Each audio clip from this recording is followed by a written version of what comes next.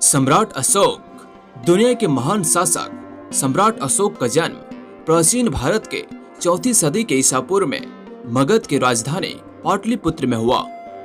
अशोक महान मगध के महाराजा बिंदुसार और महारानी धर्मा के पुत्र थे। सम्राट अशोक का पूरा नाम देवानामपेर्य अशोक मौर्य था। पुराणों में सम्राट अशोक को अशोक वर्धन कहा गया है। सम्राट अशोक बचपन से ही बहादुर और सैन्य गतिविधियों में अव्वल रहा करते थे। इतिहास में अशोक का नाम महान तथा शक्तिशाली शासकों में गिना जाता है। यह सिर्फ भारत में ही नहीं बल्कि पूरे विश्व में अशोक का नाम विख्यात था। इतिहासकार लिखते हैं कि जब अशोक मगध की राजगद्दी पर नहीं बैठा था तभी अशोक का बड़ा भाई सुसीम उस समय तक्षशिला का प्रांतपाल था। वहाँ यानी तक्षशिला में भारतीय यूनानी मूल के बहुत लोग रहा करते थे। इससे वो प्रांत में विद्रोह के लिए उपयुक्त था। सुसीम के अकुशल प्रशासन के कारण उस क्षेत्र में विद्रोह हो गया।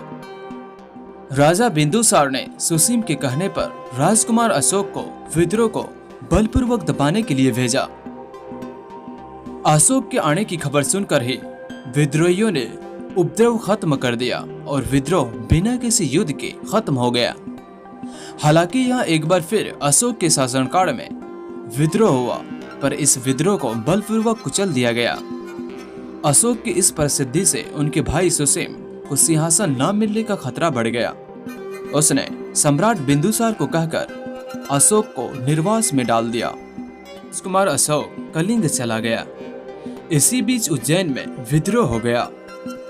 अशोक को सम्राट बिंदुसार ने निर्वासन से बुलाकर विद्रोह को दबाने के लिए भेज दिया, लेकिन उसके सेनापति ने पहले ही विद्रोह को दबा दिया था। फिर गुप्तचर द्वारा पता चला कि भाई सुसीम द्वारा अशोक को मरवाए जाने का भय था। यह जानकर सम्राट अशोक सन्यासों के साथ रहने लगा था। इसी दौरान बौद्ध विधि विधानों का तथा शिक्षाओं का पता चला था। यहाँ पर एक सुंदर लड़की थी जिसका नाम देवी था। उससे अशोक को प्रेम हुआ और उससे विवाह कर लिया। इतिहासकार लिखते हैं कि जब वो आश्रम में थे तब उनको खबर मिली कि उनकी माँ को उनके सौतेले भाइयों ने मार डाला। फिर हुआ यूं कि अशोक ने महल में जाकर अपने सभी 100 सौतेले भाइयों को हत्या कर दिया तथा सन 269 ईसा पूर्व में अपने पिता बिंदुसार के बाद मौर्य वंश का तीसरा शासक बना। सम्राट अशोक इतिहास में मगध का सबसे शक्तिशाली सम्राट बना। सिर्फ मगध का ही नहीं बल्कि पूरे भारतवर्ष का सबसे महान शासक हुआ।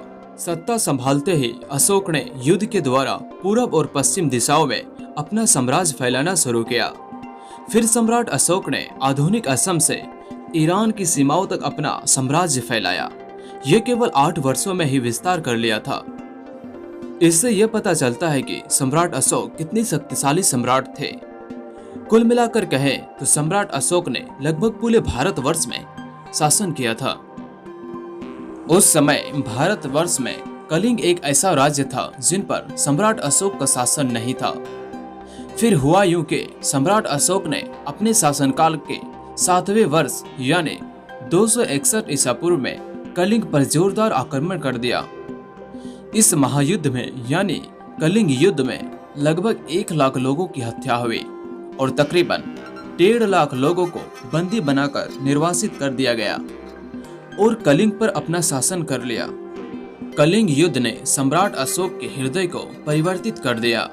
सम्राट अशोक के इस भारी नरसंहार से खुद की आंखें नम हुआ और अशोक ने अब युद्ध न करने तथा शांति सामाजिक प्रगति को चुना। इस महान परिवर्तन के फलस्वरूप सम्राट अशोक ने बौद्ध धर्म स्वीकार कर लिया। बौद्ध धर्म स्वीकार करने के बाद उसने अपने जीवन में दया तथा करुणा को उतारने का प्रयास किया। उसने शिकार तथा पशु हत्या करना छोड़ दिया। उसने ब्राह्मणों एवं अन्य संप्रदायों के सन्यासियों को खुलकर दान देना शुरू कर दिया।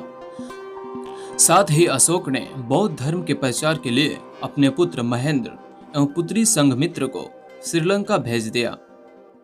इतना ही नहीं बल्कि सम्राट अशोक ने अपने शासनकाल में 23 विश्वविद्यालयों की स्थापना की, जिसमें तक्षशिला, नालंदा, विक्रमशिला आदि विश्वविद्यालय प्रमुख थे।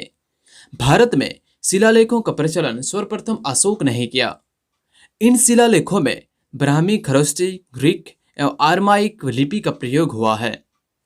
साथ ही इसने जन कल्याण के लिए चिकित्सालय तथा सड़कों आदि का निर्माण करवाया था।